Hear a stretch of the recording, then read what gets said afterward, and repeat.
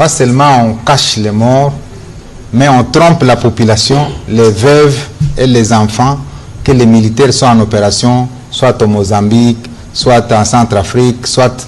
Et les gens ne reviendront plus. Et si quelques Rwandais et Rwandaises peuvent nous écouter ici, il faut qu'ils sachent que nombreux de leurs militaires qui sont venus en République démocratique du Congo ne rentreront plus à Kigali et au Rwanda. Donc ça, c'est le message que je lance aux Rwandais. S'il y a des militaires qui sont envoyés sur la ligne de front, c'est le moment de ne plus venir ici au Congo parce qu'ils seront saucissonnés par nos forces armées. Alors, les 48 heures que ces terroristes ont évoquées, qu'est-ce que ça signifie? En fait, c'est la stratégie de ces agresseurs.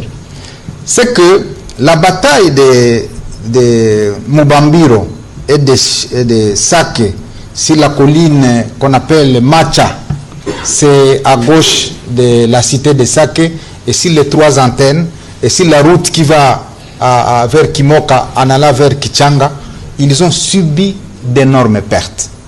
Alors, quand ils annoncent 48 heures comme un ultimatum, c'est une manière de vouloir se reposer pour se réorganiser.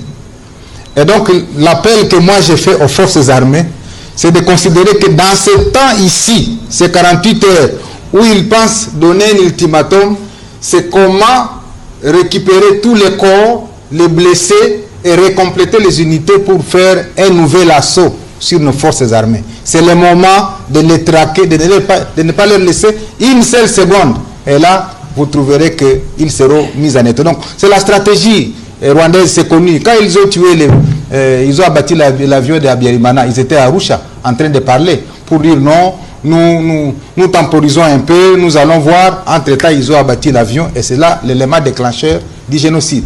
Donc, nous savons leur méthode de travail.